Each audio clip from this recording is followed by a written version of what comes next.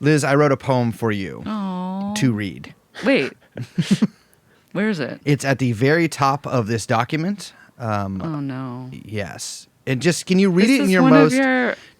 Listen, I have just been, in lieu of election coverage, I've been doing a little political poetry, which is one of the oldest forms of imagining. What's the guy's name? The graffiti artist that we love? Kilroy? No. Seven Souls Deep?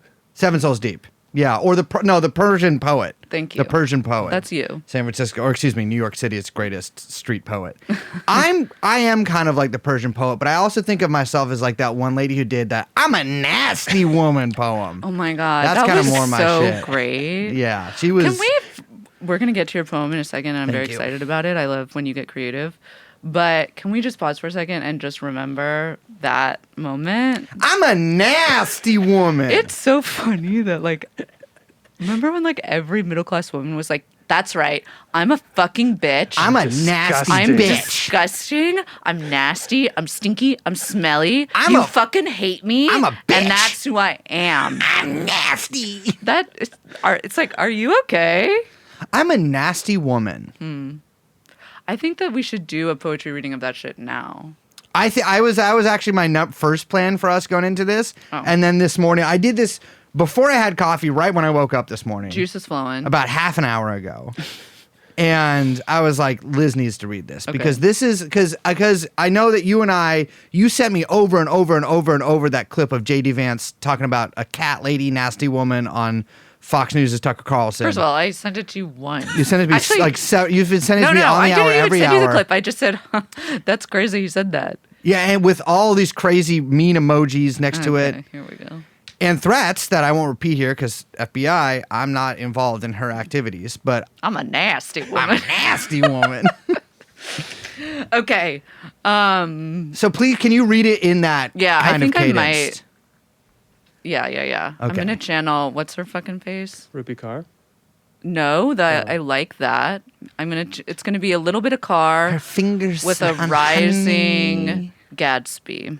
Okay. Oh, Hannah Gatsby. You think she's someone you can step on? Just because. She's just a stepmom. She's the kind of stepmom who steps up, not the kind of stepmom who gets stuck. JD Vance, you're not the first clown in this circus. I prosecuted Brace's friend Max with full charges. Donald Trump, 32 felonies, sexual proclivities, Russian spy activities. Forget Mar-a-Lago, forget the females in Cabo, forget the depends with Quavo. With Kamala in charge, it'll be lights out like Shivo. And take off that eyeliner. You look like a homo. Jeffrey Epstein.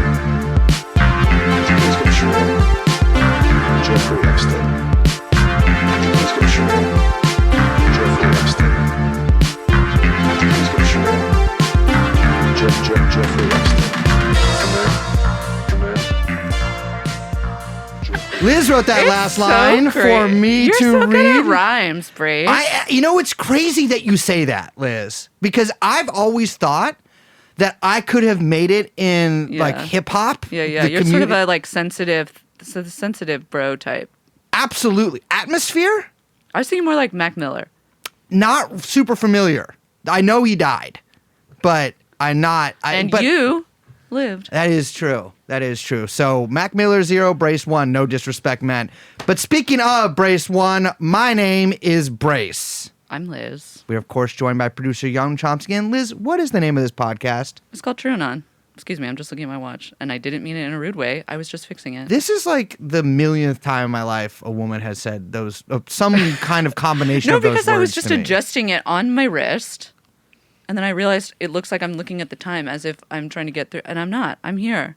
I'm present. Let's do this. What we need on this wall is like a big like ticking clock, like in school that goes like Like, remember what's the terrible clock that's like, we're 2 seconds from annihilation. Nuclear death is around the corner. the one that those guys they stand in front of like all the time. How do they calculate that? I feel like it's just like What do they know? a feeling. Yeah. You know? It's like, I think you're wrong. How about this? How long have you been saying it's that close? We're 2 minutes to midnight or whatever. We're however many minutes are left in the day or started in the day to paradise. Yeah, Why don't they because, frame you it know like what? that? Midnight, you go to sleep and then you wake up again. If we're almost at midnight, dawn must be incredible. Yeah. You feel me? That's right. Brace says a dawn is coming. A new dawn a new is day coming. is around the corner. And we're going to get rid of all those people who've been giving us so much trouble. Welcome back to TrueAnon's election coverage. Insert music now. Do not come. I'm gonna come. You think you just fell out of a coconut tree? You know what's crazy? NBC just announced that they are bringing back Roundball Rock as the theme for the NBA coverage starting in the fall. What does that mean? We went over this. So it's my inspiration behind the election theme was like, oh, it should be like Roundball Rock or whatever. And now NBC is bringing it back. Interesting. I'm just saying. We had this conversation? Literally on the podcast recorded. And I people was involved commented. in it? Yeah. Was I kind of like drifting off while talking? Because I do that sometimes. Great. Good to know. What? I mean, it's a mental illness that I have. But I will say this. I told you guys this last night, but last night I had like a crazy, like, I was like, what's it called when people, like depersonalization, what's it called when you like go out of your body or whatever?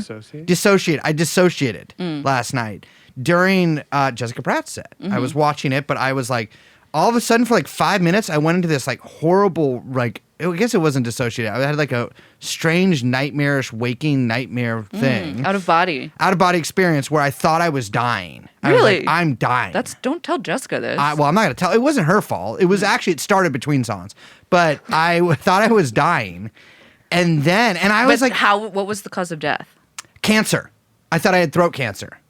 That's specific. Yeah. Fascinating. I was like, I could feel, it was like I visualized like a black, like, No way. scarab on in your my vocal throat. cords as she's singing? Well, I mean, she's quite a singer. Interesting. So Dr. it was, Liz but listening. It was like spreading outwards and like I could envision like all my blood turning And black now and suddenly like you were unable to sing. I was definitely unable to sing. And I had felt anxious all day and felt like weird and like kind of like like not shifty, but you know, like when you're like moving your legs and stuff. Not What's really. that called? Anxious, I guess. Sure. I felt anxious all day, and then I was completely taken out of it. And I sent you guys what took me out of it. The donkey. And it's Liz just got a notification from Pornhub, and the thing that took me out of it was what if you said he him like a donkey says he haw.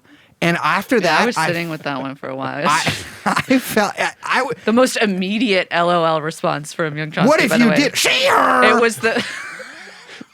he him. Can you imagine? You gotta do the they them too. They them. That They one them doesn't work as well. They them. No. No, Do it the- sounds too much like do the- he him. He him. That's a really good, like, the gender donkey. The gender donkey. Wow. That's the Democratic Party. Wow. The gender donkey. He him. And I was just that. Just like the worst stuffed, woke stuffed animal for like the giving that to your 8-year-old daughter or whatever. 8-month-old. 8-month-old. That's an Facts. anti-racist baby. Yeah. And a non-binary child. Yeah, of course. You just give it all to your kid, and that, ladies and gentlemen, is what Kamala Harris promises. But it took me out of my like weird mental state, and I felt like Suddenly you were embodying the donkey? ebullience is the word. Sure. Ebullient. I felt ebullient, and like I felt good, and I was like all of a sudden I was like rocking in my within my flesh. And I'm not. It's insane that the gender donkey was like your grounding exercise. Is that what that is? It could be. Maybe you found What's that? it. What's that doing? Crazy people do? They're like, what's you were around me? What's around me? basically- No, it's like you were having a version of a panic attack, and then you were able to bring yourself back into the present moment, slow yourself down by doing a fucking gender donkey impression. When I'm feeling that feeling I described, that's a panic attack? It could be. You should speak to a medical professional. What are they going to tell me? Well, I don't think you should speak to a medical professional, No. but an analyst could probably tell you. I'd go to an analyst. Well, you should ask I've them. been going for a while. Did you bring it up? This happened last night. So? But I'm going to my analyst after this. Great.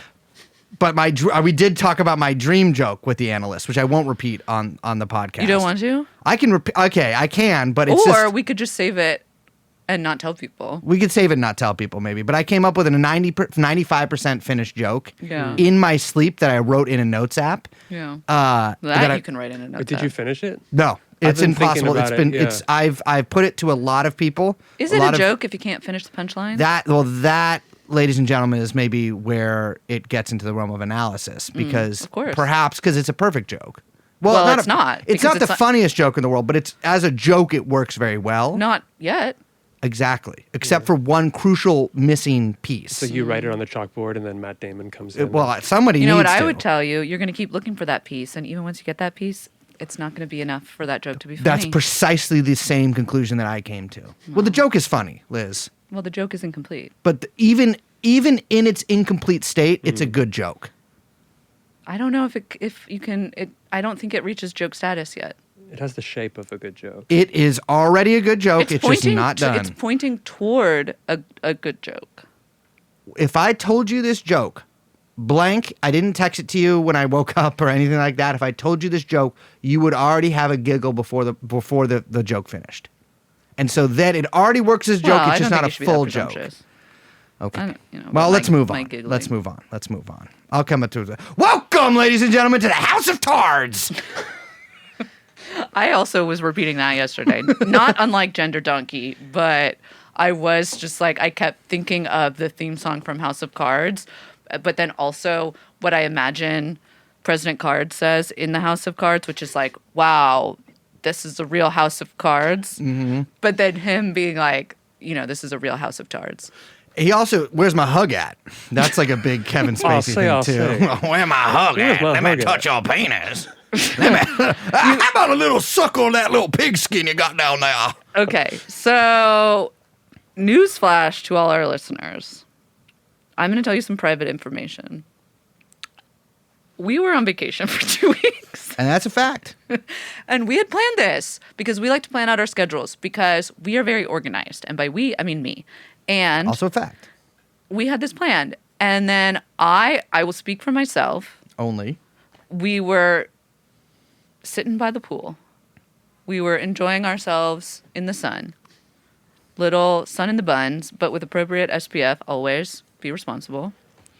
And then I hear, just next to me, a gaggle from a little family going, Trump has been shot, Trump has been shot. And I'm like, what are they fucking talking about? I pull up my phone. I pull up X, the Everything app, obviously.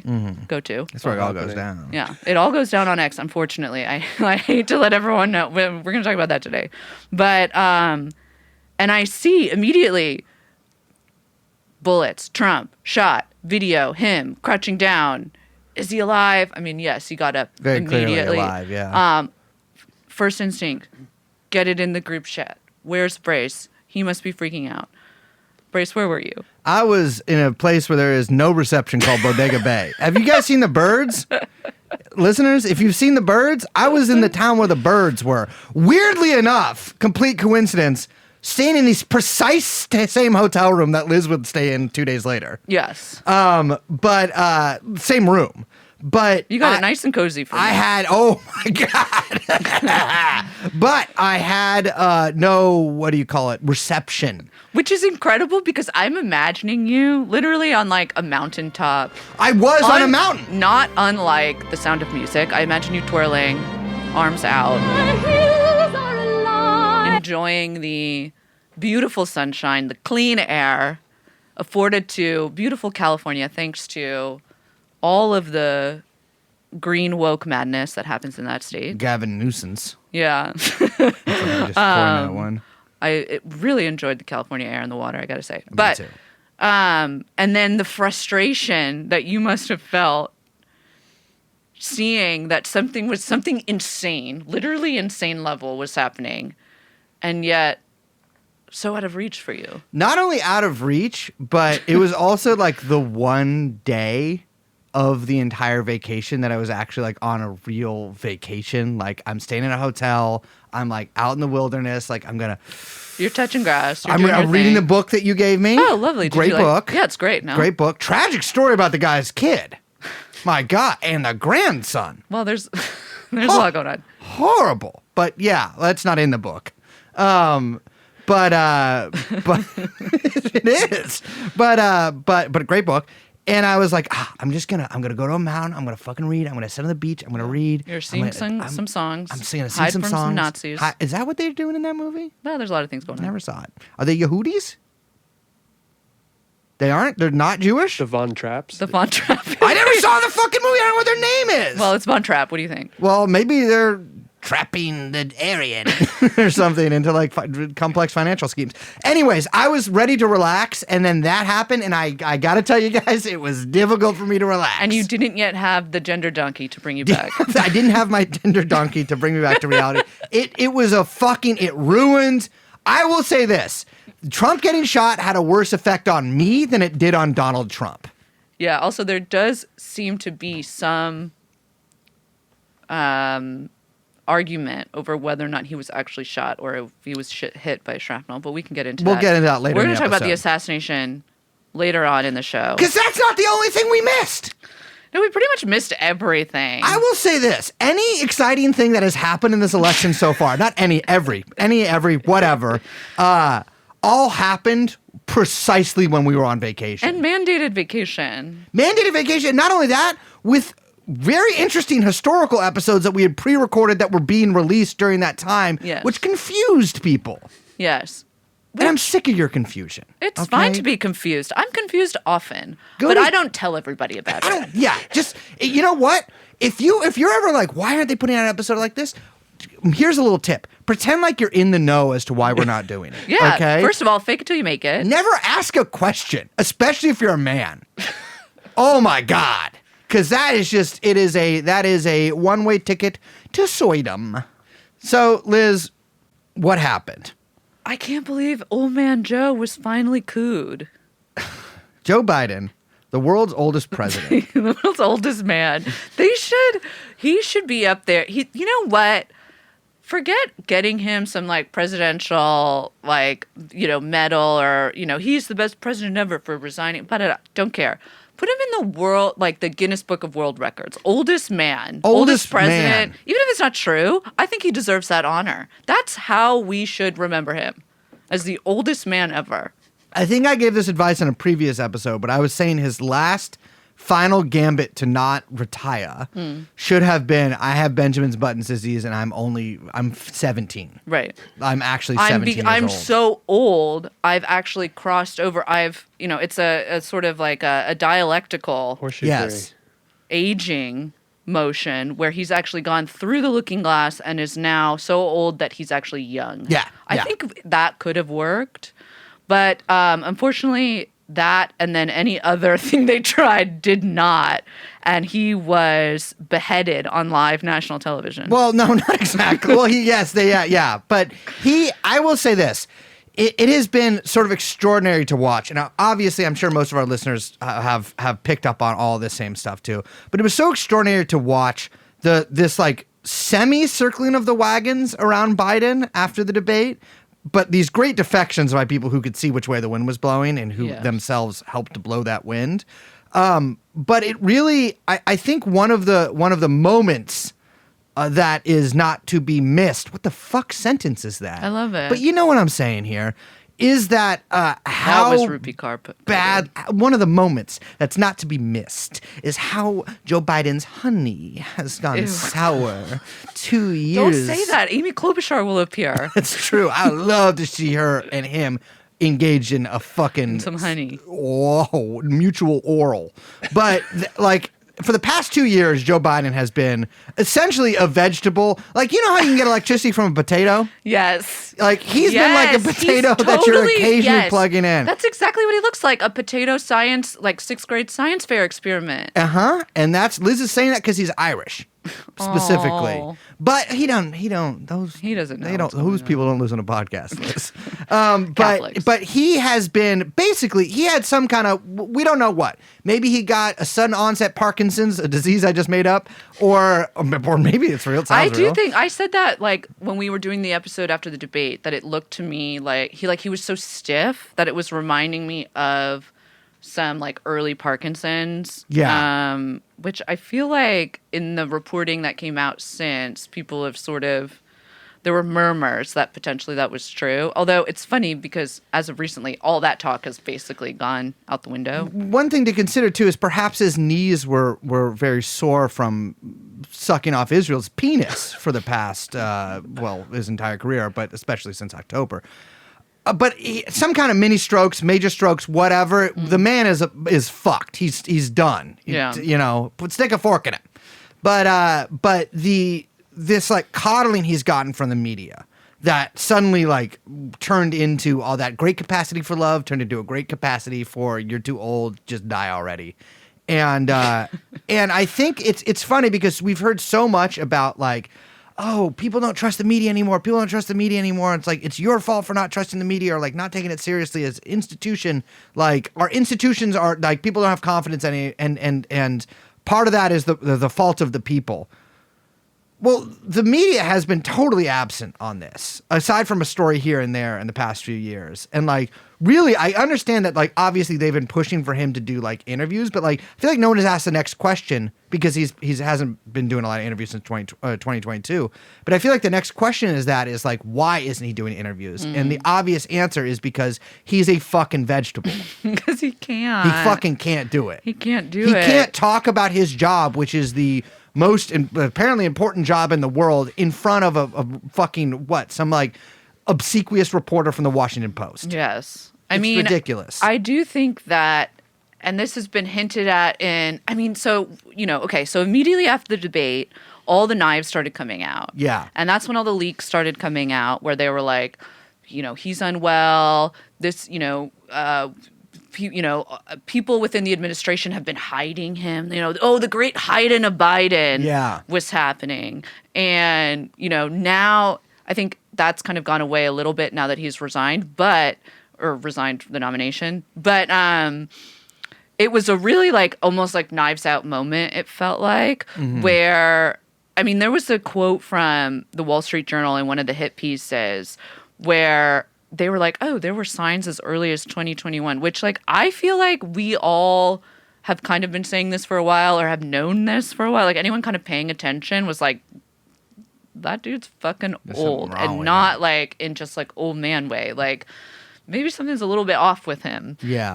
And like almost like it reminds me kind of how when the Harvey Weinstein stuff broke, everyone was like, oh yeah, I heard about that for years. Like, and it would be like, I don't even know anybody in Hollywood, and I knew about Harvey Weinstein. It was almost like a weird open secret, but not really, but like no one would talk about it. You know what I'm saying? Yeah, yeah. Like this was from one of the Wall Street Journal pieces. President Biden has just finished trying to persuade a group of congressional Democrats to pass the $1 trillion infrastructure bill when Nancy Pelosi took the microphone. 30 minutes of remarks on Capitol Hill. Biden spoke disjointly and failed to make concrete ask of lawmakers. After he left, a visibly frustrated Pelosi told the group that she would articulate what Biden was trying to say. That was October 2021. That month was the last time Biden met with the House Democratic Caucus on the Hill regarding legislation. So that's like less than 10 months into the presidency, and he's just like... This is the last time he met with nonverbal. them. Yeah, yeah. And it reminds one so much of the Feinstein stuff. Yes. Or as Liz would call him, or her, Feinstein. But of the Dianne Feinstein stuff, we're like, okay, well, this woman is dead. She's sort of just being hauled around, and like weekend at Biden's. Her fucking aides are like voting or whatever for her. Yeah. It seems like we have like another version of that where, as there has been a lot of reporting on, he's being shielded by like a smaller and smaller circle of advisors. That like, which is pretty classic, I gotta say. It is really classic. I gotta hand it to them. It's pretty classic. And as a little tip for our listeners out there, I know that many of you are basically non-functional, right? Like whether through some grotesque deformity you have or some spiritual failing that has manifested itself as a mental ailment, many of you are unable to complete basic tasks. What you need is a small circle of advisors to shield you from everybody, like at work. Absolutely. Also, for all of our older listeners out there, always get a small circle of advisors. You should have one at this point. You should. To begin with. You should. Yeah. But Biden had 8 people basically that saw him. Yeah. I mean, he was meeting with his cabinet secretaries. Sorry, a little Biden moment there. He was meeting with his cabinet secretaries like once a month. Yeah. I don't know what he was doing. And it seems like genuinely, I'm not like being like, oh, I'm a podcast guy. It doesn't seem like kind of anybody knows what like Biden was doing during the day when he wasn't like doing like a meeting with somebody or whatever. Like, is he the basic business of governing did not seem to really be in his hands. I mean, I think that's absolutely true, and I think it's still true. But like clearly there have been a group of, I don't know, unelected managers, technocrats, advisors, whatever we want to call Former them. lobbyists. Who are all handling day-to-day decision-making at some level that usually would have been handled by the president, right? Yeah. My assumption is that I don't know, the way people talk about Biden too is they always use like toddler language. Like they'll be like, well, for big boy decisions, we would take it to the president, which is like, why are you talking about the president of the United States? Well, I'm sorry, he wasn't good at the debate last night. He forgot to take his binky out. Yeah, well, we know he's got diapers on. He does have diapers on. He's diped up. No, but I mean, I do think that like, I'm assuming that for like big boy president decisions. You can't even help yourself. Big boy commander-in-chief decisions, for example, that would be taken to Biden, you would think.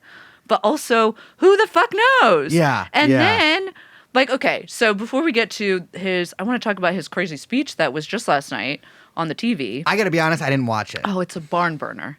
But,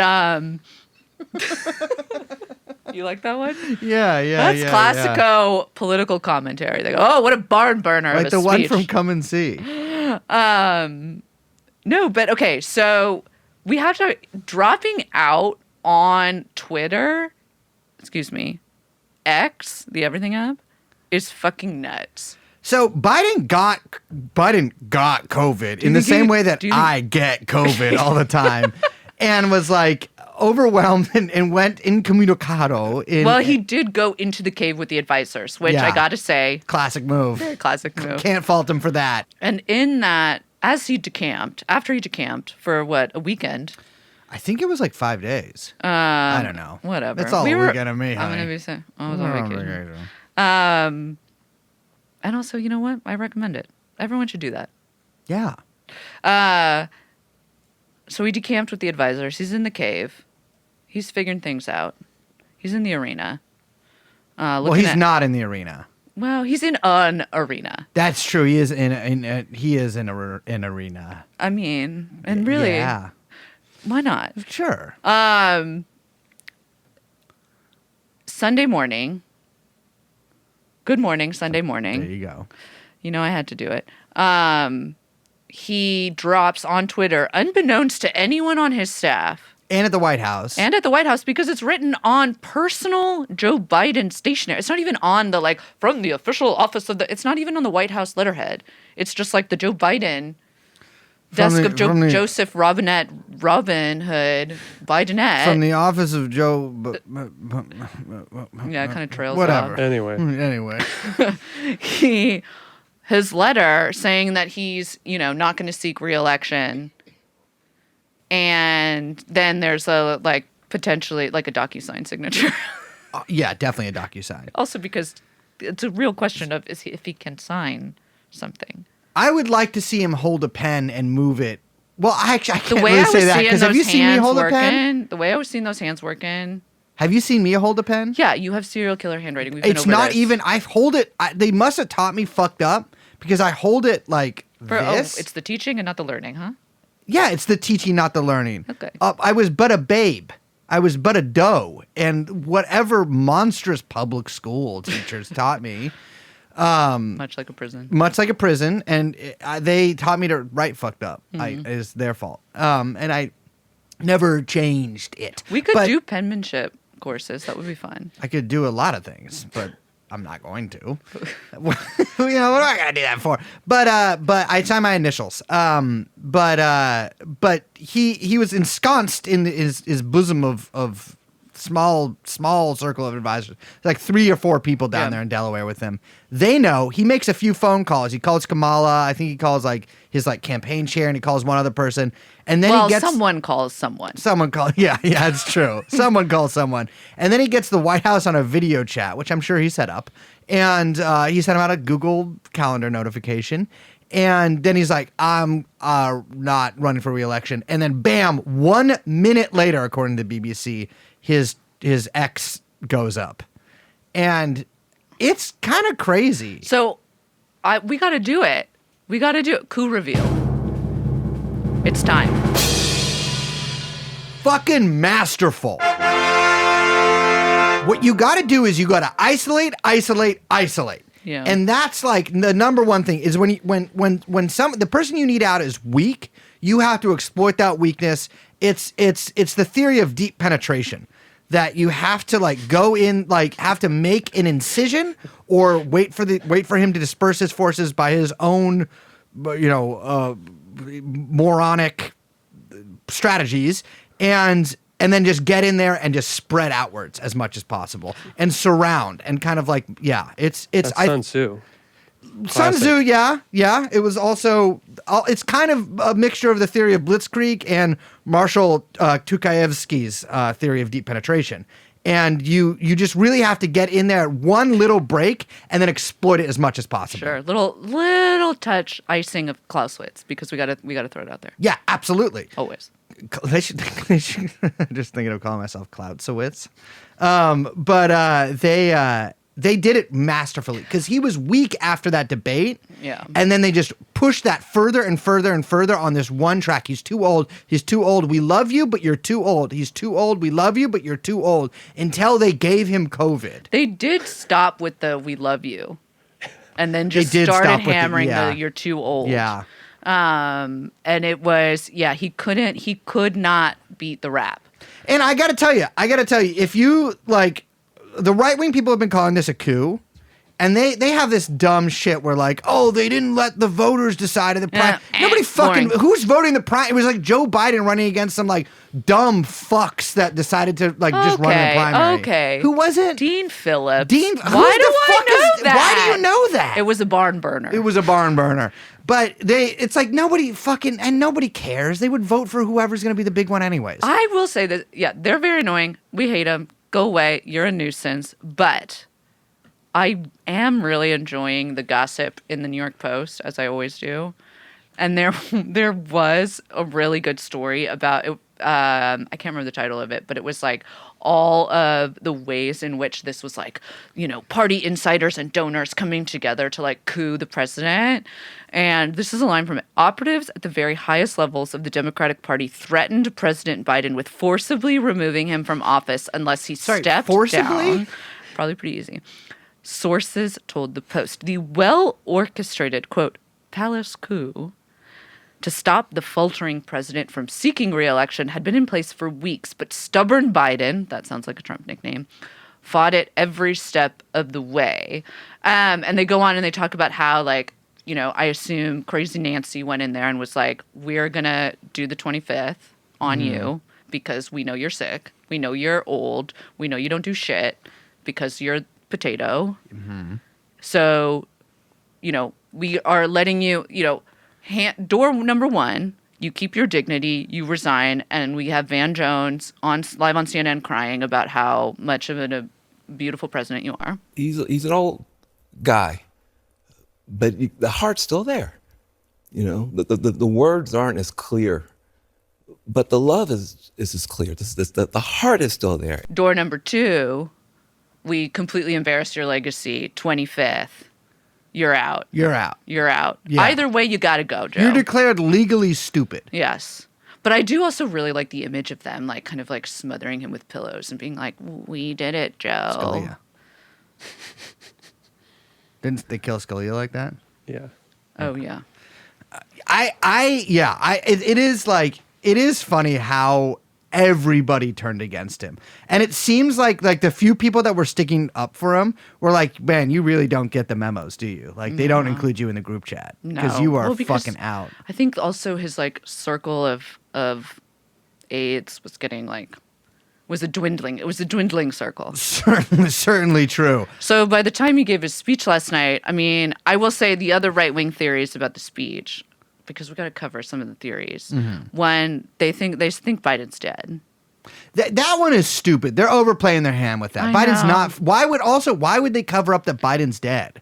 I mean, that seems like a really easy one if they were just like, oh, he died. It seems like a good thing Now if that he died she's president. them or Yeah, whatever. yeah. But also, like, then the idea is like, one, either it's Freaky Friday body double, classico. Classico. So Guy and like weird, like movie FX YouTube video style. It's Biden head. Hunter, like how they had that fucking James Gandolfini's kid play him in the movie Yeah, of The I don't Sopranos. like that. I don't like that either. I actually severely don't rock with that, but I Yeah. also have never seen I feel The like Sopranos that's crossing or that movie. timelines in a way that you shouldn't fuck It, around just, with. it does seem demonic. Yeah. But it could be Hunter is playing an aged up Hunter. Hunter's veneers are so bad that we would see that like a mile away. That's true. Yeah, that's true. Facts. They're like fucking bigger than Miley Cyrus's. But then the other idea is that it was a total deep fake. That it's just completely. He used Sora. Yeah, but I'm like, why would you make the deep fake that bad? Like, he was still doing his like kind of old man whisper voice, and like he kept fucking up in the speech, and I like resign. Anyway. there was like he was like super robotic, and you can see he can't move his hands, and it's like, well, why would you do that? Wouldn't you try to make him look more like better? If you were going to do a deep fake of him, They should so that do one doesn't of make those sense movies either. like White House Down or like the other one that was exactly the same as that, but about trying to get a really old president to safety and like having to walk Joe Biden like really slowly through the White House as it's under attack. With Clive Owen. Yeah, it's like, Just called, like- President, we need you to hurry up. Easy does it. We need your handprint on this door. Operation. Let's take it easy. Like pulling his fingers, his like fucking stiff fingers back so he can do a handprint to get into the bunker. Oh my god! But it was a really weird speech. He didn't really say like why he was stepping down. He just sort of was like, "It's time for another generation. It's time for another generation to take over." It's time for another generation. And in general, kind of, I will say it did. It was giving hostage video. Like, it felt like there was someone behind the camera with a gun who was like, you better fucking resign, old man. Well, here's the thing is that we all know this is that Biden is stubborn. That's like the one Biden thing. Biden is stubborn and hates everybody. Yeah, and honestly, relatable. Yeah, I get it. But that abrupt decision to drop out, I understand why people are like, Plus, interesting. Dr. Jill, quote tweeted it. Reposted. I'm not going to use his language. with Quote the tweeted with a heart emoji. Not even a full heart emoji. The double Not ones. even a green brat summer emoji, but the little double floating away up to heaven emoji. It's rough. That was shady. That was a shady fucking emoji. shady. And you know that I love women.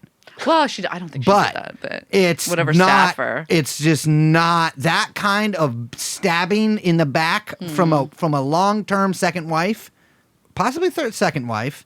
First one died. Is just unconscionable. Yeah.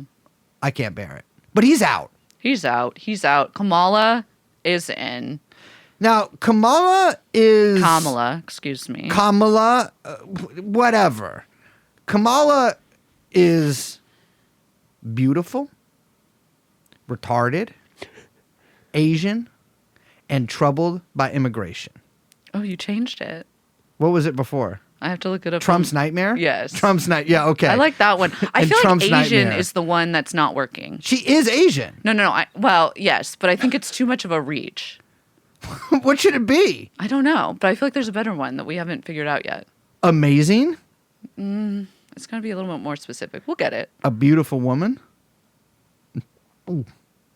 Could be. Kamala is it? Kamala? What is it? Kamala. Kamala. It's Kamala. How to pronounce Kamala? An Indian person's guide to saying.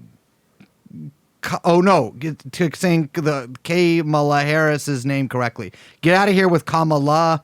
For most of my life, blah blah blah blah blah. It's like one of those fucking recipes that's just forever. How do you pronounce it? It's not Kamala. It's never pronounced Kamala. Instead, it's more subtle, closer to Kamla. Well, okay. that doesn't seem right. Okay, I These think are so many paragraphs. Everyone is saying Kamala. We're saying Kamala. This one is you're still saying her name wrong. They're just trying to get ad money. Stop clicking on that Can stuff. we do that? Okay. This was a big sigh of relief from basically everyone who would call themselves the left to like liberal progressives to centrist liberals, whatever anyone wants to call it. Just a big sigh of relief from progressives nationwide. It's funny to see, like, I will say I didn't see this coming, although obviously I should have because it happened, and I possess some small amount of magical foresight.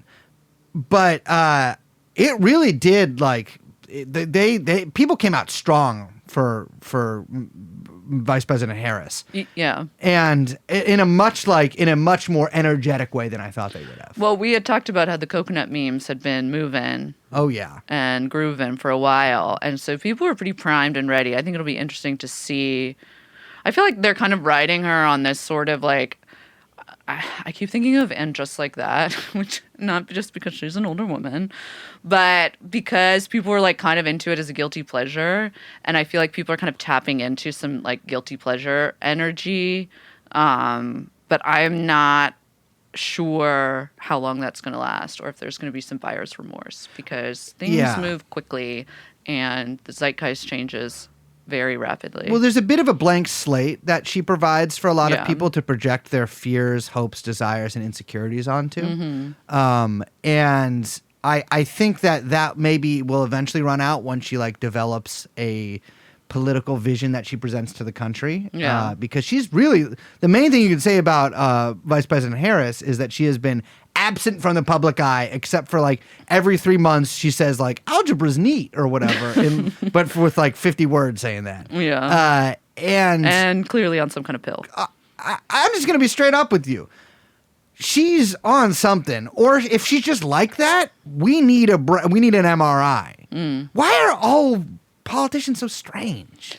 I mean, it's funny because I do think, I was thinking about this and like, I kind of feel like the Kamala failing upwards thing is kind of working for her in this like specific election, kind of as a vibe. Like there is the obvious, like, well, she's young relative like, to basically whatever else we've got going on there. But I also think that she gives off energy that like, she makes people not want to think about politics, which is like working because this is something we've talked about a lot, but the kind of like, you know, how desperate a lot of like middle class liberals seem to be to get to a place where they don't have to think about any of this shit anymore. Yeah. And I think that her being this weird kind of like, oh, she's fine. Yeah. Like, I like kind of like you're saying can like project it, you know, kind of blank slate that can be projected on is like working for her. But I was thinking like just it's weird to think of her and I don't know if any of our female listeners are feeling the same way, but I was thinking about this. Like it's weird to think of her as the first female president, like capital F female president, because like that was such a big deal talking point.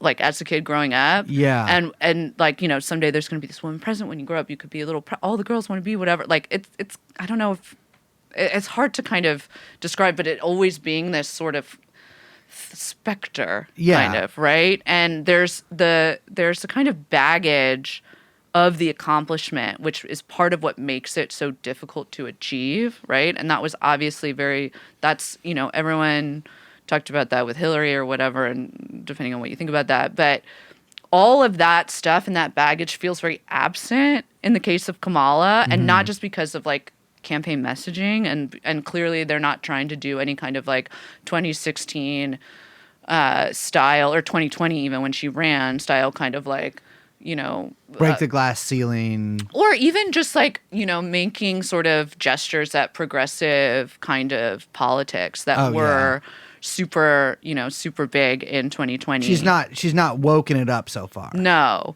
And so it's sort of funny to think that like we would hit that achievement, you know, have a first female president or whatever, and not in the HRC girl bossy, you know, kind of like pussy hat orgy mania that happened in 2016.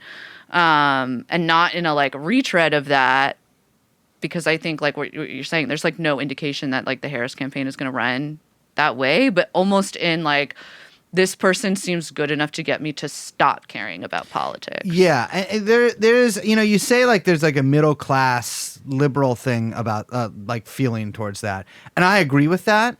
But I think it's more than that. I mean, actually, this is also kind of middle class liberals, but I think like a lot of like lefty type people are also kind of relieved, right? Because they allow. I think there's a lot of people every 4 years who are just like looking desperately for an excuse to vote for the Democratic Party, right? I mean, that's a fact. Whether you are a Democrat or not, whether you're voting for that happens. And most of the time, it's not conscious. No. And I think that there was this sort of like palpable relief upon like what you might call they would in Britain call the soft left.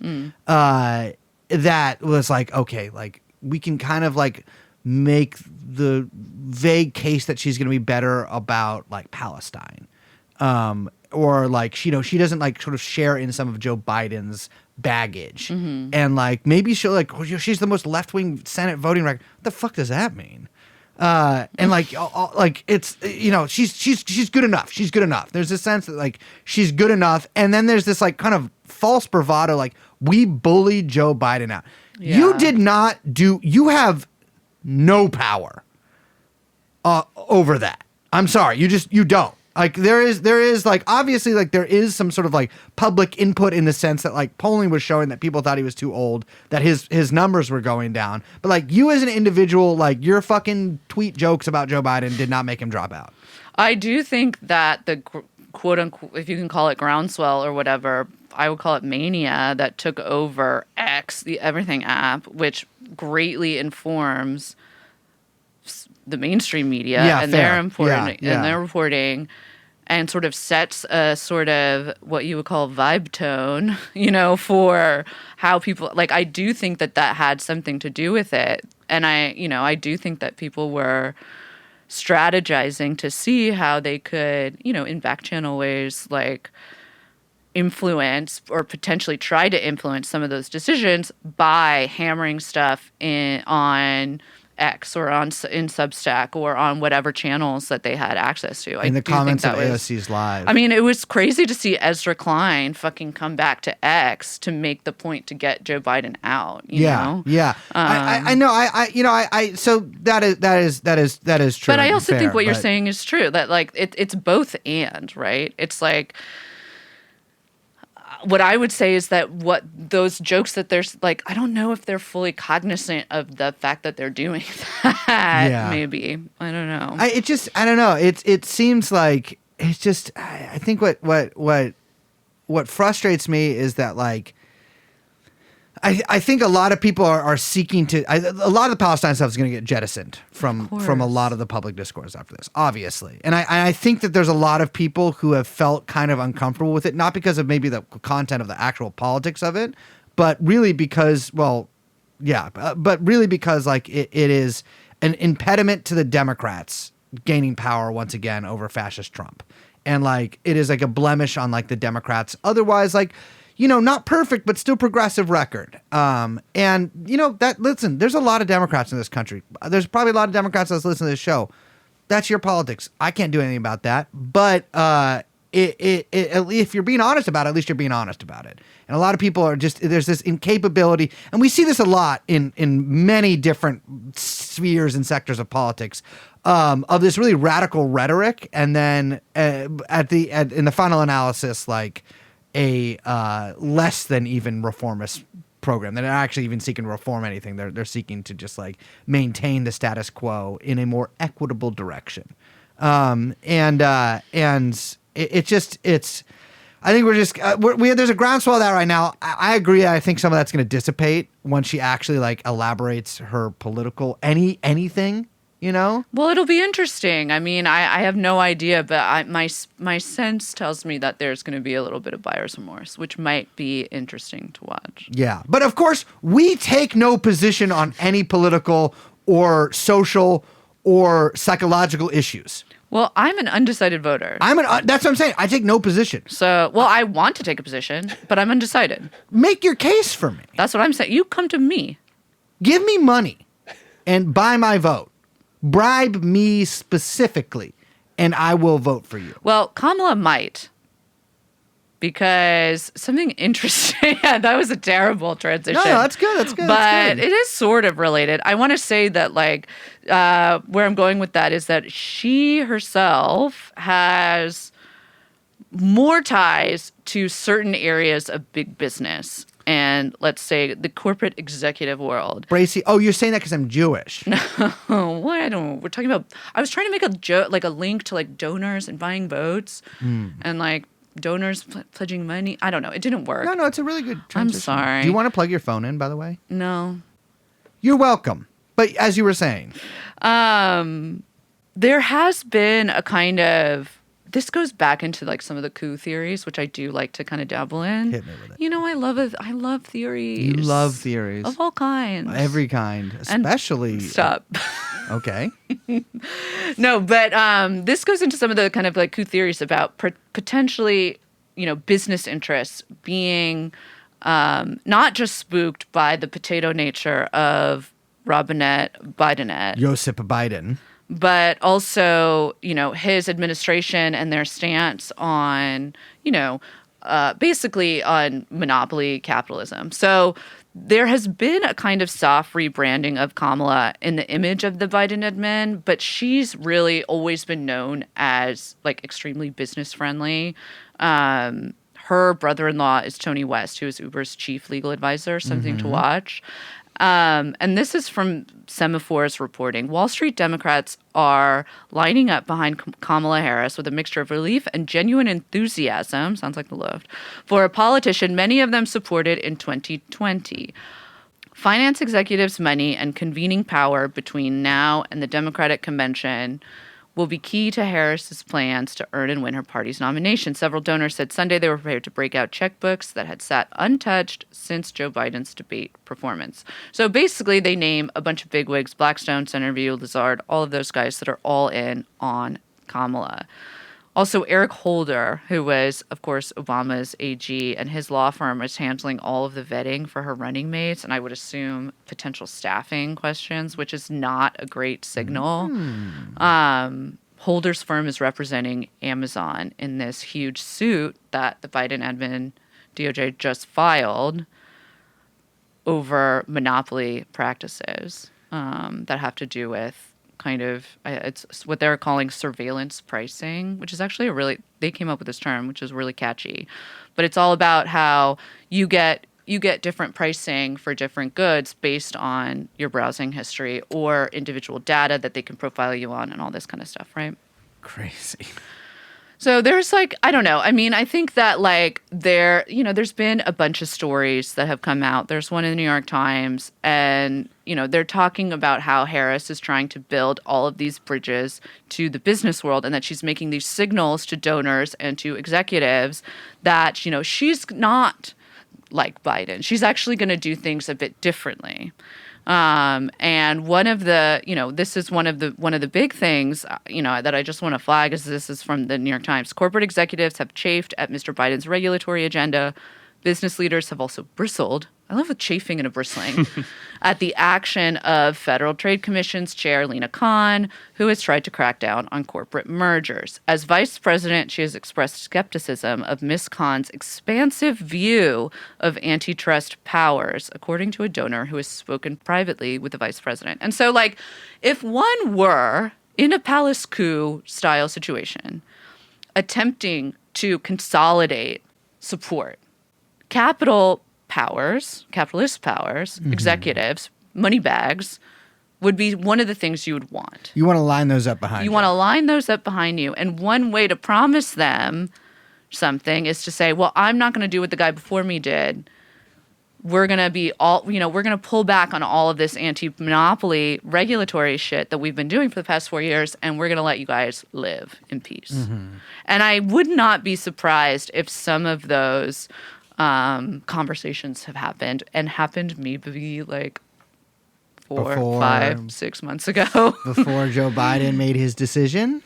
I wouldn't be surprised. I mean, I think that like what's been interesting in this election so far is that Silicon Valley has made a lot of moves to support Trump as opposed to supporting the Democrats. And that's a big, big change since 2016. Yeah, I know that is one thing that I think that even those who aren't paying that close attention to politics would have picked up on this point.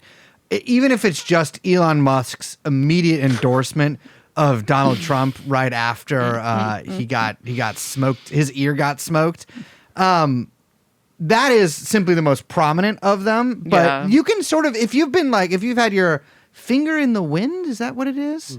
If you've had your penis in the wind for the past, put it away. No, take it out, because the wind it never stops blowing. That's what they say. That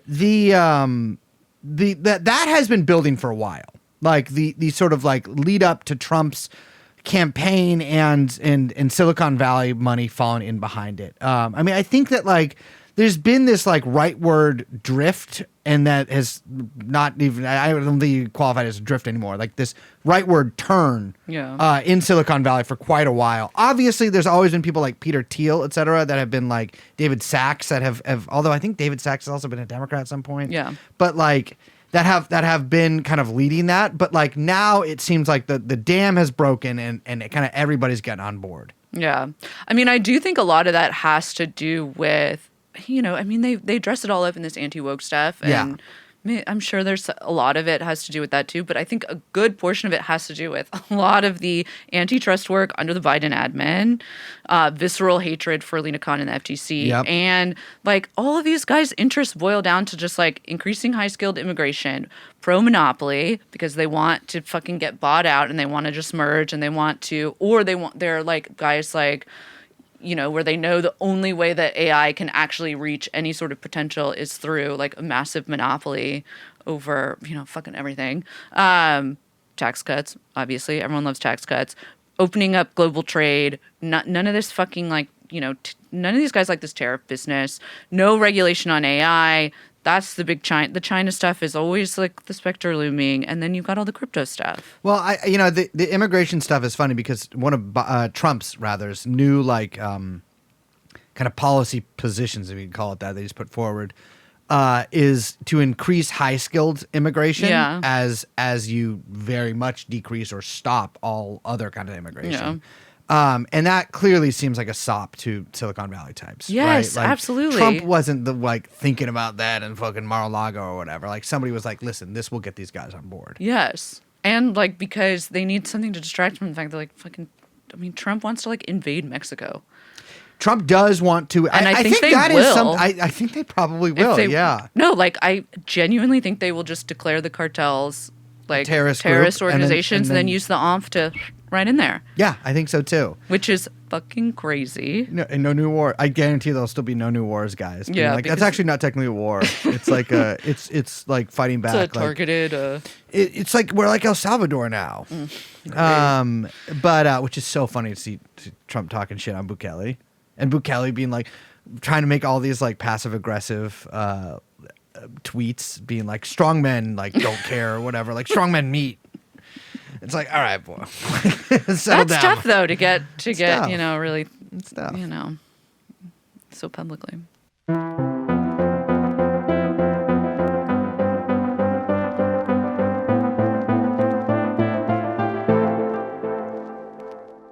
I do think that, part of this is the Biden unfriendliness to Silicon Valley caught them off guard.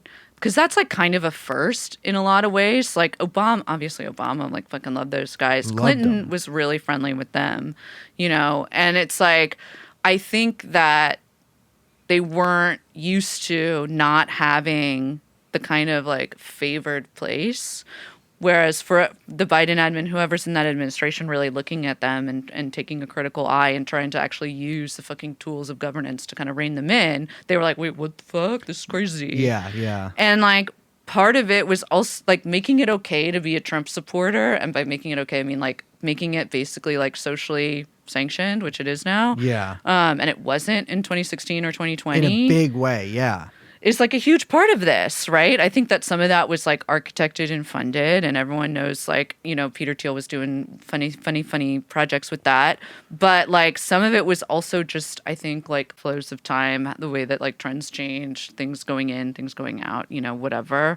But it is like crazy when you think like back to 2016, there were tech workers that were like demanding their CEOs, like, divest all work with the Trump admin or anything that had to do. I mean, fucking Elon Musk like resigned from some like White House advisory board because of Trump's stance on the Paris Climate Accords. Like, can you imagine like where we've gone from that to now is like pretty crazy to think about. It's extraordinary. Just a total speed run. Well, it's like Mark Zuckerberg, who I think has long been seen as like if not completely liberal, although he is really liberal, at least somebody who would not say a kind word about Trump, really, giving his rizzed up new appearance a spin, and saying how Trump looked badass when he got shot. And, it's like it does seem like I'm not that doesn't, I don't qualify that as an endorsement of Trump, but it is a sign of shifting tides in Silicon Valley. Yeah, Absolutely. I mean, it's just, but also in general, it's just like way more socially acceptable. Yeah, I would say it's even like, it's reached like mainstream epic bacon status, especially with what Musk has done, like to be a Trump supporter in a kind of like urban, like the urban enclave or whatever. Like, it's not like dangerous. Like, I feel like anti-woke or whatever is super mainstream now. Well, and we have long said, well, not long said, shortly said, we are now woke. Yeah.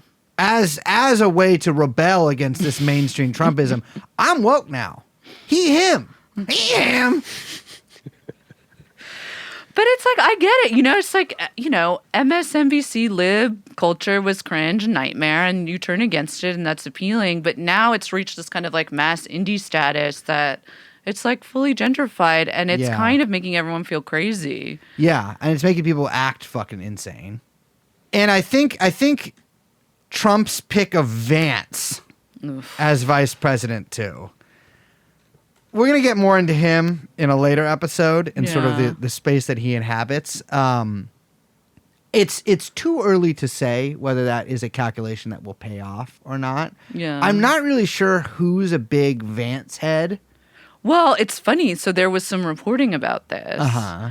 And this is from a piece in The Atlantic, which said that Vance was picked out of confidence, that basically Trump people were predicting a landslide against Biden. Mm-hmm. And then Vance was seen as a gesture to, and this is a quote, the base. And we can talk about what that means in a second, but it says, even the selection of Ohio's Senator J.D. Vance as Trump's running mate, campaign officials acknowledged, was something of a luxury meant to run up the margins with the base in a blowout rather than persuade swing voters in a nail-biter. Mm-hmm.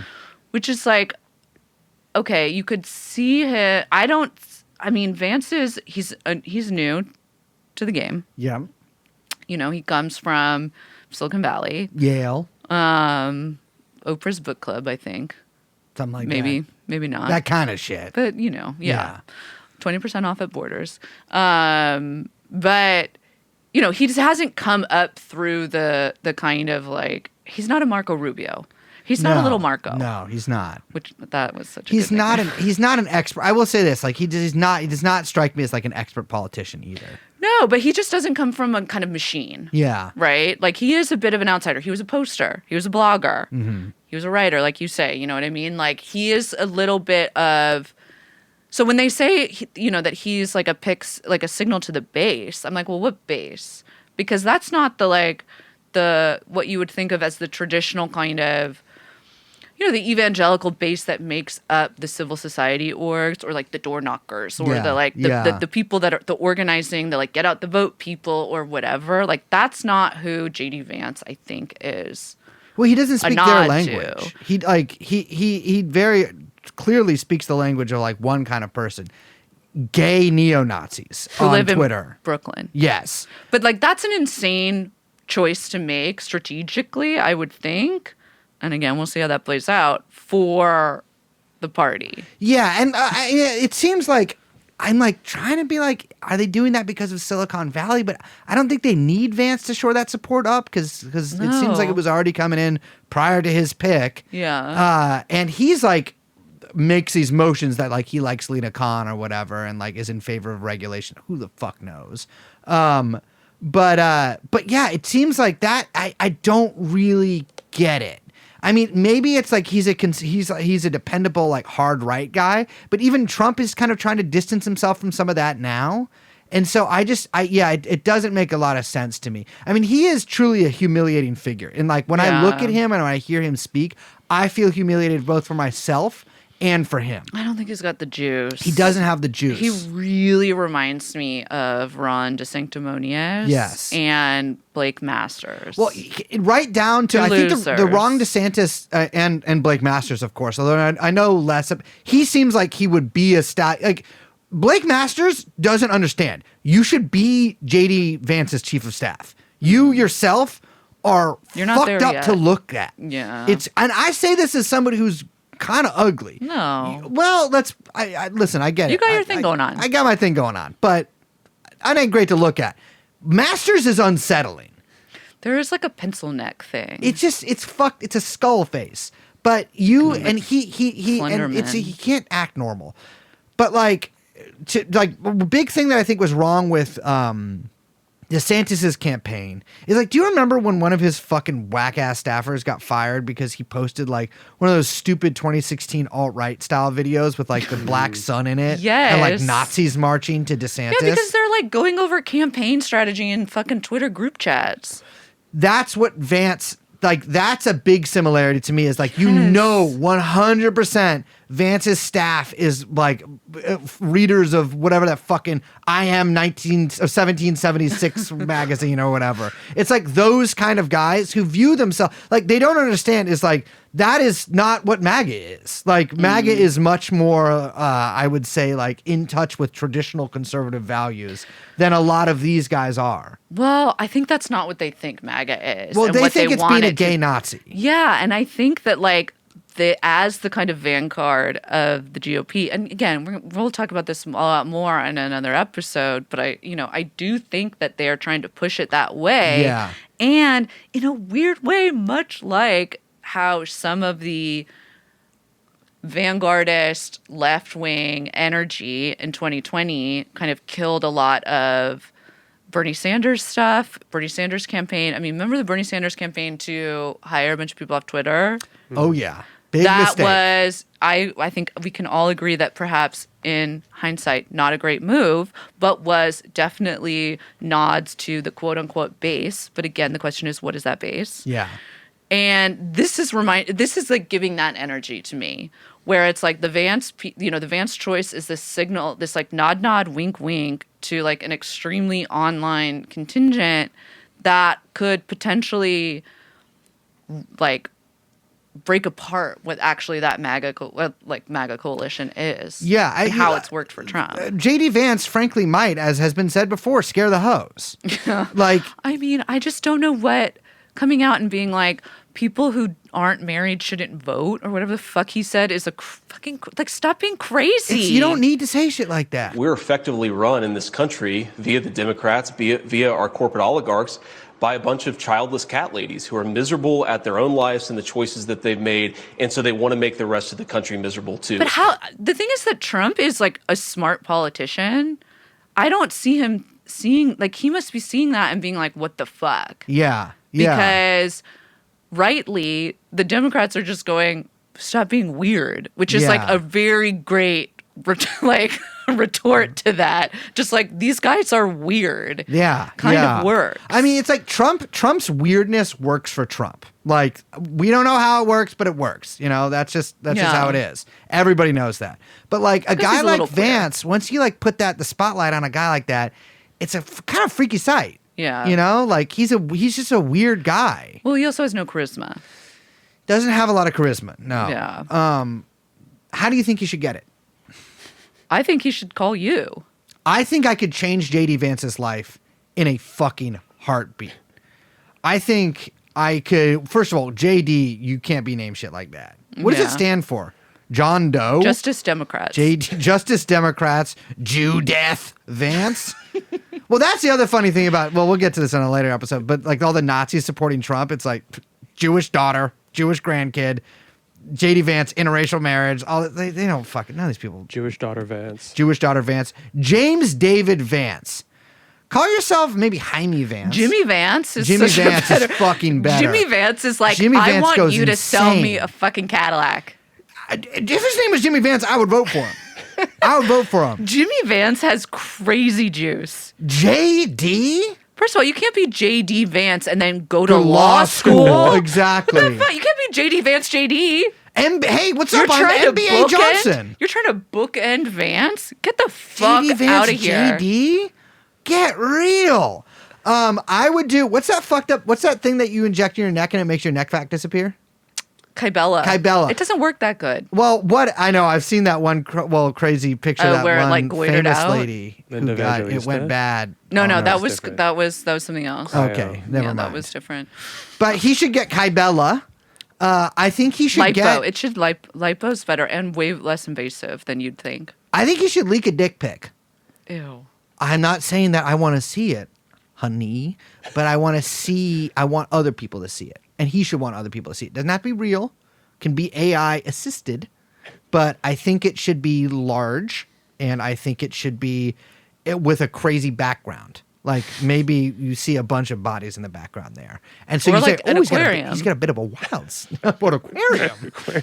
Yeah, an aquarium. Maybe, and he's wearing, it's an open robe and there's a beer belly hanging down and there's just and it's soft and there's just a hanging. He's just hanging there. And then I think he should apologize for that and then revoke his apology and say, actually, I have nothing to be ashamed of. And then I think he should make his one political position that you can post your penis on Instagram. I think that's what he should do. And then I think he should kind of like, he should, because he was in the Marines too, but he's like Buttigieg Marine, right? Like he wasn't actually a soldier. I don't fucking know. I remember he couldn't have been because we'd see pictures. There's a reason we haven't seen many pictures of JD Vance in uniform. I'll say Yeah. that because he was probably behind. I don't know what was his job. Mayor Pete was smart enough to get at least 2 or 3 photo ops I know, and he was because he was planning for the future. That armor is tough. You know, the you don't want to be seen in armor like that. Armor, I got to tell you this: if you're in an army and you're wearing armor, you're a fucking pussy. Unless it's like a full knight's. Yeah, that's uniform. different. That's cool. But if you're in long range How combat, fucking funny would it be if he was like, I was in the Marines, and then it was a photo of him in like a knight's like be so full sick. armor, but it's like in like Kandahar. let's be real, he'd be a squire. I know. He wouldn't be a knight. He'd be a footman at best. I can't figure out from a cursory Google search what JD Vance did in the army, which means he did something kind of whack. I will say this: If at all. he should associate himself more and more with psychotic online people who speak in like mean in-group language about like Jewish people or women or black people or Indians or Yeah. whatever. I think he should really take a cue from their book and do everything that they recommend. I do think there is like tiny bit of a play here, which is that like there is a long-term need for the Republican Party to fill a kind of like bureaucratic talent bench. Yeah. Because it like genuinely doesn't have it. Like those career guys, and I'm not talking about like and I mean of a young age, like career guys. Yeah. And unfortunately what it seems like is rather than it being just like your traditional, we know them, we hate them, compassionate conservative heritage, circa 2003 ghouls. We're going to soon have like Adrian Vermeulen, like insane tradcath, Yeah, almost certainly. yes. Nazi monarchist. Yeah, well, it's just like how I kind of think of it in the way that like there's all these like people who work for like as Democratic congressional staffers who are like woke and like Yeah. I'm a No, left-wing totally. person. Yeah. You work for the Hitler government. But they also like went to Georgetown Law and they're, worked like- their way and up. they read or like whatever. Fanon or whatever. Yeah. And I think that's like the equivalent of like reading Fanon is they read like the Bronze Age pervert book. And like Let's not compare those two. Yeah, fair enough. But like that, it's like that No, I know kind what of you mean. shit. I know, you know what I totally, mean? totally. And so like or like, yeah, or like. and I think a lot of that is a yeah. consequence of just like insane online people. Yeah. To be completely honest with you. Well, that's like what's fucking crazy about this entire the gambit. And I don't know. We'll see. We'll see.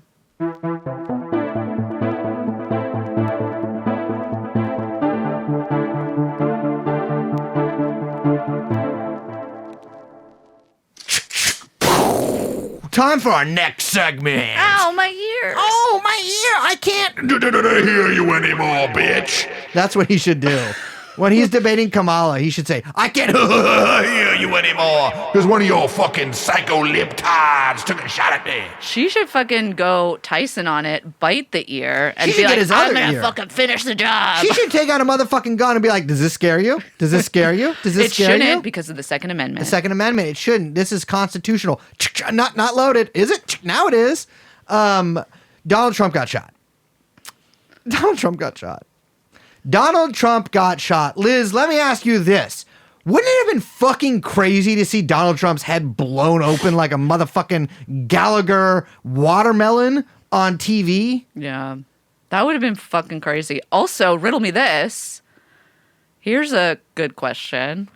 Okay, don't ask me about the wooden doors in the gas chambers. Do you... It's a terrible running joke. Okay, I'm sorry. Just Do don't- you think that Mr. Potato Head, President Joseph Robinette Joseph Biden, Robinette Biden? do you think he would have dropped out if Trump fucking got his brains blown out? No, I don't. Which is crazy. I don't think he would have. Because they would have had the same level of brain activity. Yes, yeah, I think Trump could still beat Biden if he Dead. was dead. Or Yeah. in a coma. God, if Trump was in a Trump coma, in can you a imagine him coma. peacefully like this? I know, it's serious. Oh, his fucking crazy looking wife. Wait, but then also that would have been crazy if they were like, actually, you can run from a coma. You can run from a coma. You can.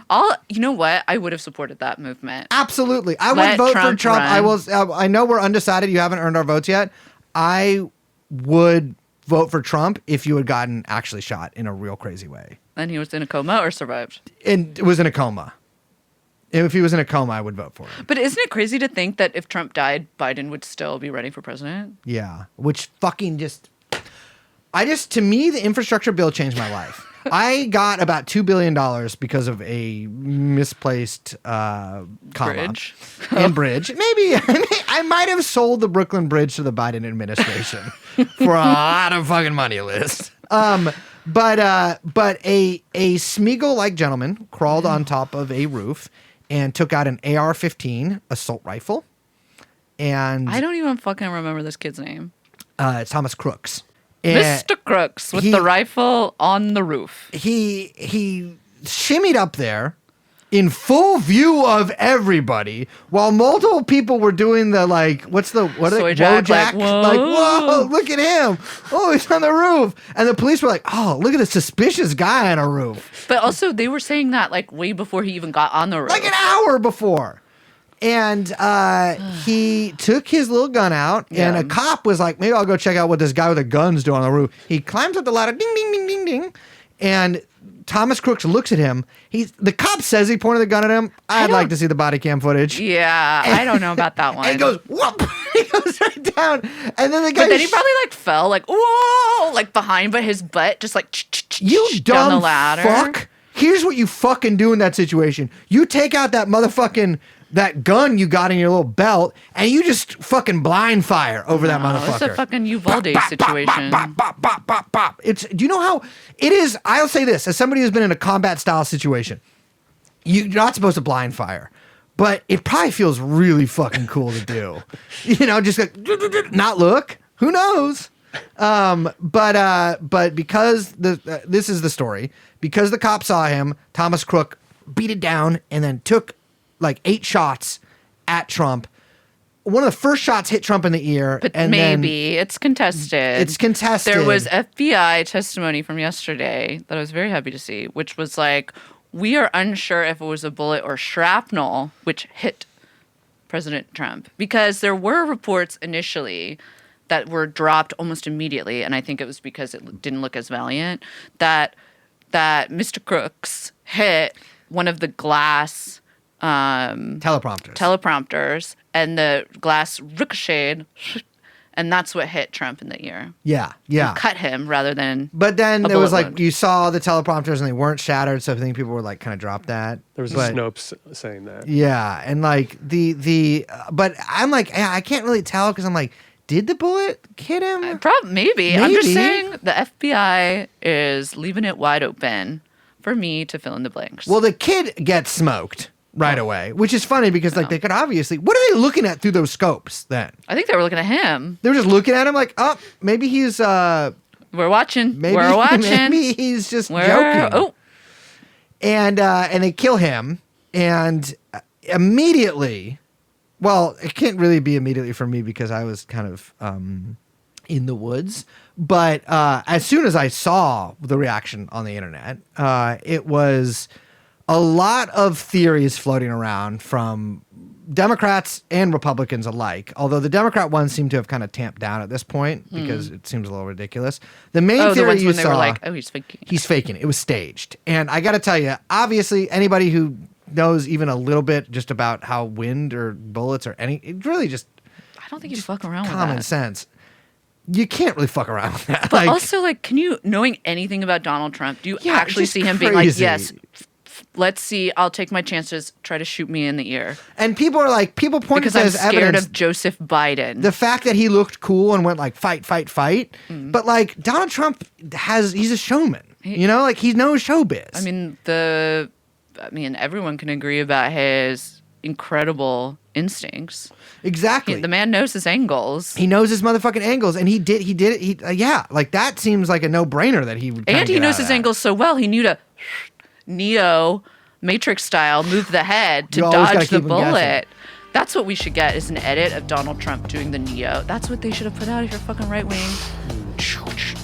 Oh no, actually, unfortunately, they did put Elon Musk did tweet a AI assisted video of like the Democrats, I believe, shooting at Trump and him ducking in the Matrix scene where Neo does that. See, I'm right there. I right understand the mind of the man. But that was kind of squashed down, and then there was all these other kind of conspiracy theories that came out at first, and now they've sort of morphed into other things. That what was it? It was an anti-Trump protester named something Yerrick. I don't remember the name, but it's not important because he didn't do it. That it was this guy named, I think it was like Maxwell Yerrick. That was like a real quick 4chan hit that I think got some play from Roger Stone. Yes, And like that's what kind of elevated I still it. sort of see it spread among like Laura Loomer types. Speaking of all these people, I forgot to mention when we were talking about JD Vance, I just want to really bring it up real quick about Jimmy Vance. He blurbed, you're going to love this, he blurbed a Posobiec book. Sick. So just wanted to- The new Posobiec book that is called Unhuman. I think A so, History yes. of Revolutions. Yes. Actually, I got that to prepare for a future episode, Oh, and I have been fantastic. reading it. And it is actually, I don't say this, I've read a lot. I've read right-wing books. I've read whatever. It is one of the worst books I've ever read. It is Shit. fucking horrible. Like unreadable? It's or it's genuinely like it's difficult to read. And like it's not I've read like stupid modern right-wing guy books Yeah, before. yeah. This is the worst of all of them. Somehow, I don't know what it is, but like I would say that it feels very like it was not ghostwritten by a human, but maybe AI. But it feels less than AI could do. Yeah. Like he could have Talk about AI would have unhuman. helped. It's fucking horrible. But that makes sense. Jack Posobiec also, what a cocksucker. The fucking there was all these theories that like that he did it, that like there was this like the anti-Trump guy did it, and then there was like these theories that like he was set up by the CIA. I don't really know why the CIA would use like this kid to do it. You think you want to use like a disgruntled veteran? Well, I love how people were like comparing him to Oswald. Because obviously that's the one they're like, oh, presidential assassination, even though there were like a bunch of attempts between that.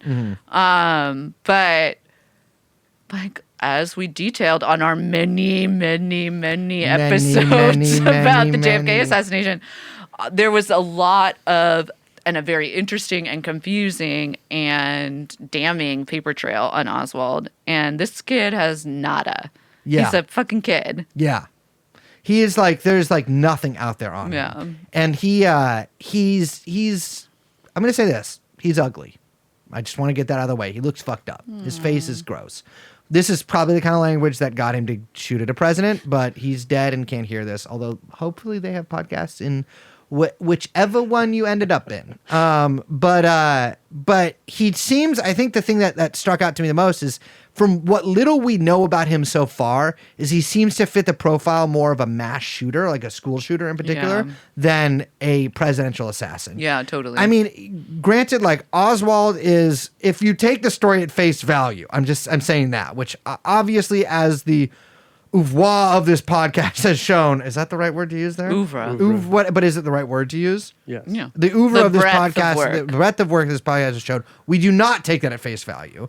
But like, Similar to what, RFK Jr., our candidate of potentially choice, since we are undecided. yes, Is yes, one of the yes, choices. I forgot about him. Yeah. We definitely agree with him that, like, Well, he's the only candidate who might put Shmuley in the White House. Shmuley in the White House. Shmuley in the White House could be crazy. That would be such a great TV show for him. I forgot his VP fucked Elon Musk. Sorry, what? Yeah, RFK's VP used to have sex with Elon Musk. Who's the VP? Some fucking lady. Okay. What's her name? RFK Jr. I'm looking at this. This is how the meat is encased in sausage. RFK Jr. running mate. Her name is Nicole Shanahan. For some reason, I'm like, it's so crazy you have a running mate, but I guess he's really trying to run for president. Did you see that he said he was going to, like, open up farms for addicts? Oh, she's kind of East meets West. What? He was going to open up Farms for addicts? Where it's like, or not, maybe it was addicts, but also people with, like, mental disorders. So they could. She's opening funny farms. But they're organic funny farms. And so you go and like farm organic vegetables and presumably learn about the land to get well. That could work. They did that in A Scanner Darkly. Yeah, well, that's classic, of course, like Scanner Darkly. But I'm like, well, they're actually, it's drugs they're doing there, or they're making there. But I'm like, But for him, maybe it's drugs. Yeah, he's like, it cures you of polio vaccine or whatever the fuck he's talking about. Did I say this in the show that someone else told me that he got like that because he was so anxious that he got crazy acid reflux and that melted his throat and they put a titanium throat in. fuck, what if that is what your dissociative daydream was about? Fuck, what if it was? We're Maybe getting it was. somewhere. This I'm is RFK Jr. You know what this is? What? This is called The Work. It's called The Work, and we're doing it. But Trump gets whisked off that stage by a woman. I'm going to say it, and I'm not afraid to say it. He got taken off stage by a woman. And granted, Who hasn't been there? who hasn't been there? Yeah, who hasn't had a woman make them leave something that they Usually were, with a cane. Yeah. He there was much hay made in the moments after, in the weeks, and I guess we're still weeks after his assassination attempt of should women be Secret Service agents. There is a really funny picture of one of the women Secret Service agents behind him, kind of ducking behind him. Yeah, I saw that. It's like, well, I would reflexively duck behind the fattest guy there too. Are you kidding me? Yeah, I think that maybe at that point, maybe you shouldn't be a Secret Service agent. Yeah. Just because of the certain demands. But I don't think that is reducible to gender. Well, Because as you said, you would duck. I would duck. Yeah. Well, I'll say this. I am not going to spend the last precious seconds of my life hugging a guy to protect him. Well, first of all, I think that's very valiant. Major Depending pause. on who the guy is, very valiant. Donald, could you No, imagine? That's the thing. You signed up to protect Donald. I mean, come on. No, you just signed up to protect whoever. Yeah. That's what's so lame about it. You're not even like a Praetorian Guard of like, I support Donald Trump. Right. You're like, I just want to help the president not get shot. What the fuck is wrong with you? No. You would die for just the president? What's going on in there? I don't really understand the mind of Your the Secret last Service second of your agent. life, Liz, is like is starfishing like your body in front of Joe Biden's hunched form as like some like foaming at the mouth motherfucker like takes a shot with a 32. Joe Biden is like visibly already dying. Joe Biden's looking like you literally up at the cannot sky. save him from the like sands of time. Joe Biden knows God because he's like been making arrangements for he's his literally soon to be like up half there. in, half out of the light. Yes. And your last seconds as the light, like you see the gun and you hear the bang, you think of your children and you die protecting the president. The oldest man. Get real, Who dude. is already dead and there's a body double for You're him. protecting a child, another random person on the bus, anybody else, valiant, noble, brave. You're protecting the president for money? You're crazy. Yeah. Secret Service should not be paid. I think it should be a job. I think it should be a volunteer position No, and should be that's unpaid. terrible. I think it should be unpaid because my God. you get people like this who don't really mean it. But Cheadle, who is I think her name is Kimberly Cheadle. I didn't write it down, but that's the mind of a genius here. She is the head of the Secret Service. She resigned kind of belatedly, like just because Biden was too dead to demand it. How are you not getting fired for you have genuinely, except for counterfeit money, one job. Like, okay, you could tweet out a fucking resignation letter, but you can't tweet out like you're fired. You're fired. You're fired. Just do the you're fired. You're fired. You're fired. He couldn't do it. He can fucking do anything because he's dead as a dog. And she'll kill again.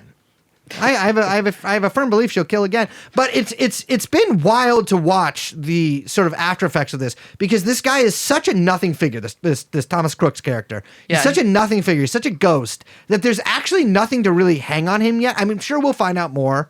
We've already had dribs and drabs of information. Like the last thing you looked at was a porn site. So what? What porn site? That he Googled how far was Oswald from Kennedy. Much crazier shot. You could never. Yeah. You Literally, could you never. didn't even this time. You didn't this time, and you could never moving. No. You couldn't even hit a guy stationary. To be fair, there were other shots. True. Yeah. Well, again, at face value. Also shows the simple mind of the kid. That he just thought it was It's just Oswald. like, yeah, I mean, ridiculous. come on. He should have had a guy on the grassy knoll. How do you get a magic bullet? Oh, yeah, Why do you Google that? Oh, how do you get a guy to shoot him from another angle? It's like, okay, well, maybe you should have Googled a little. Maybe you should listen to this podcast. I'm so glad you didn't listen to this podcast. So glad. I texted them this. This is probably you the first almost thing I said. tweeted it, which would be. Or did you? I think I did tweet it. But I was funny. like, you're on ice. I'll say this: peek behind the curtain, ladies and gentlemen. If you do a mildly popular, sometimes political podcast, and something like this happens, you gotta cross them fucking fingers that this guy was not a listener. Yeah. Because that's not. You don't want that on the Wikipedia. So if you're listening, don't do anything crazy. Please. We're saying this right now. If you listen to this podcast, don't do anything that would make me look bad. No, that's nice. But I'm saying like, there's no reason to do anything fucking crazy, okay? It's not. Not yet. But when I give the order, I need you to be when ready. Brace gives the signal, which he will let you know through that one specific way he can communicate with only you. To that high-pitched dog noise I put in here sometimes in post-production, you will know, and you know And what to from do those- already, obviously. yeah, you all already the- know what to do because we've told you through secret messages only you're able to comprehend. Yeah. But Don't do this anything guy, crazy. the only thing we saw at first was he was wearing a YouTube shirt for Demolition Ranch, which is a like right wing in a very vague sense, like culturally, I guess, right wing, very popular gun channel. But I will say, gun YouTube, Liz, I know you're not familiar with it. No. It's broadly very right wing, kind of like MAGA style. I would think. But it is somehow, I don't know how to describe it exactly, but it is kind of that Epic Bacon Reddit style of right wing, where that it's like very corny. Like, is it perhaps giving Ron Paul? They would be Ron Paul guys, but revolution. Like, remember the the internet energy in Texas around the Ron Paul revolution. Yeah. Yes, I will say it's in that 2014. lineage. It's in that lineage for sure. We are still living in the shadow of 2014, by the way. Yeah, we need it to end. Yes. Well, he was wearing a shirt from this guy Demolition Ranch, who's like, let me shoot a thing with like a platinum Desert Eagle or whatever. The only gun YouTuber that I watch is this guy Hickok 45, who I think is really good. Everyone else gives me the willies. because it's also I'm not going to be watching YouTubers. I'm 34. I'm just watching hoops hype videos. Yeah, exactly. I watched a specific old man. I want to see shooters. Shoot. Oh, okay. Yeah. Well. Come on, I had to do the second one because you didn't get the. I get it. It was bad. But that was kind of the only thing we had to go on. And then it's like, come out. We don't. Again, this is the FBI saying this shit, so who the fuck knows? Yeah. But they're like, he was like looking up like the royal family. He was looking up when the DNC was. He was looking up all these things. But then it seemed like just like Trump was kind of coming to his town, and he took a shot at him. Yeah. And the fact of the matter is, that sounds completely unbelievable. Who fucking knows? We don't know anything else. Like, Well- there's nothing to base any theories off of. Yeah. Which I think is driving a lot of people crazy, and they're sort of like scratching at the walls. You pointed out to me yesterday that Heritage Foundation like investigation about it. Yeah. That's just like, what the fuck is it saying? Yeah, nothing. I mean, it was like, oh, we geolocated all of these people, and maybe he was meeting with FBI agents because there's like in this vicinity, and it was like of the fucking like where the Washington Wizards play, and you're like, what? Yeah. I mean, it makes no sense. Yeah, no, I think that like, I think your point about the school shooter is like kind of interesting. I think there is a sort of, I'm trying to like get my mind get in the mind of that, which is very difficult and inaccessible to me. But You're a loser. You're goth. You play too many computer games. No, but I think that like if you're looking for, there is a sense of like if you are extremely troubled and looking for like a blaze of glory, Yeah. and to go out like. In a way, I don't, this sounds so fucked up, but it's like school shootings have become, over the past 20 years or whatever, like so normalized and like everyday occurrences that there's a kind of banality to them that I could see it not being, or not feeling like a sufficiently insane thing to do. Whereas like, obviously shooting the president would, even as a suicide mission, or especially as a suicide mission, would like form, would like, put you in the history books in a way that like there can never be another Columbine because there's too many other Columbines. Yeah, agreed. Which is a fucking insane thing to think about as I'm saying that out loud.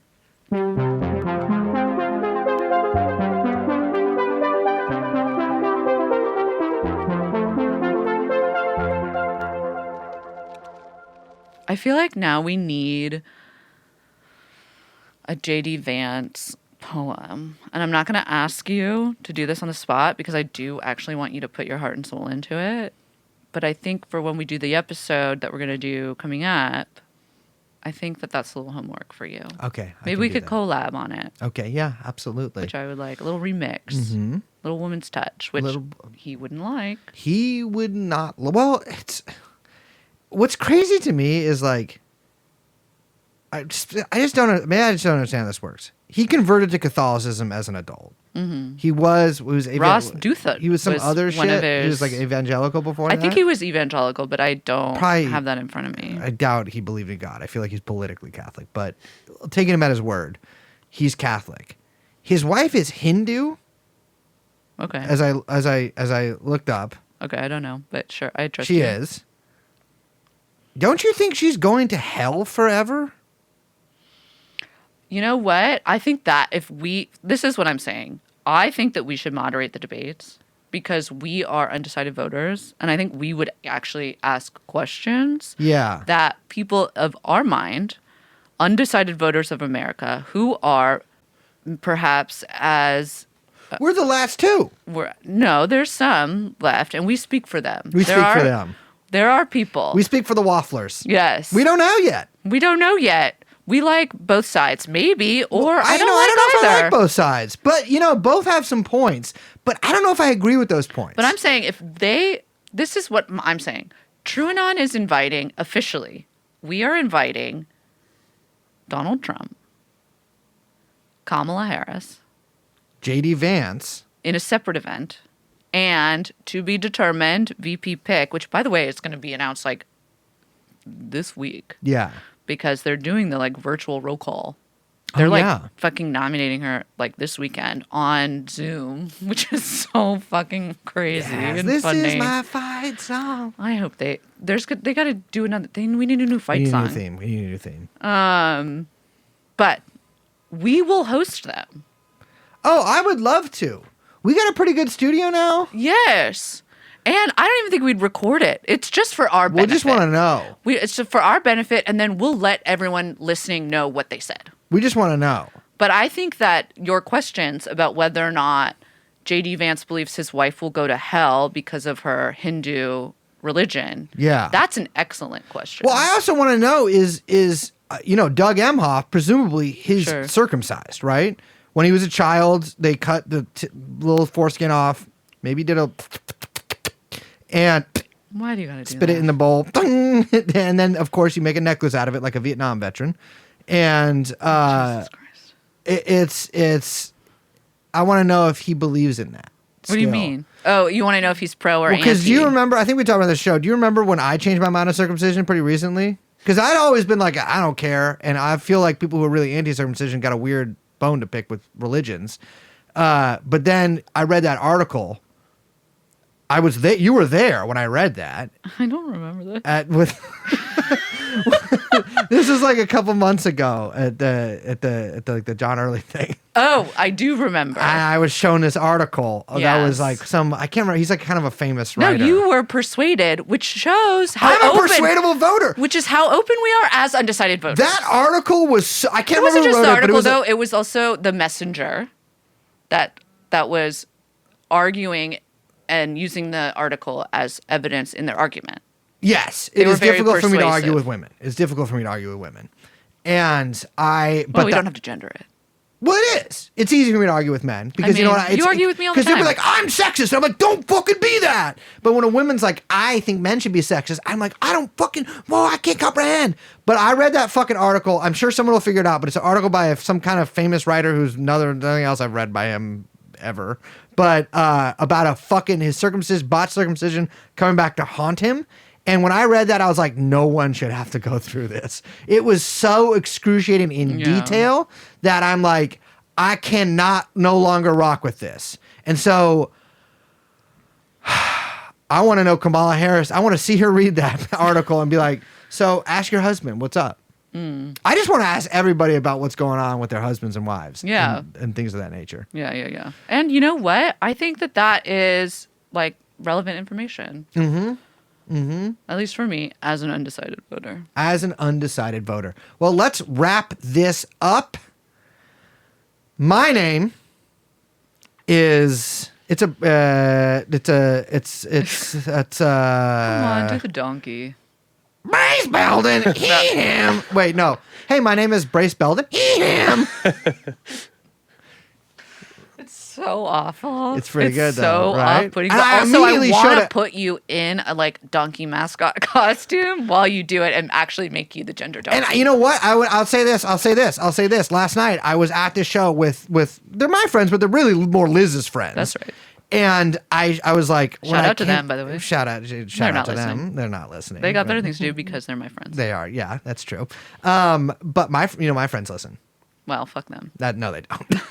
And I just kidding. I showed them it too, and they liked it. It's gonna be big Halloween this year. The gender donkey. I think we should get one. We could sell it. The gender donkey, sort of like the Greta anti-Semitic octopus, but we'll do a gender donkey. We should do and when you squeeze it, it goes he him. Or like a children's pin the gender on the donkey. Yeah. Well, what's your name? Oh, it's Liz. And what's your pronouns? What are they? I don't know. You tell me. She, her. No. What's your pronouns? What's your fucking pronouns? You know, can I tell you something? No one has ever asked me to say my pronouns. I don't think I've ever said them before. Because you before. wear the name tag with them on it. She, her. I don't want to do it. And we're, of course, joined by Young Chomsky. Hey there. And the podcast is it's called TrueAnon. There we go. We'll see you next time. Bye-bye. Jeffrey Epstein.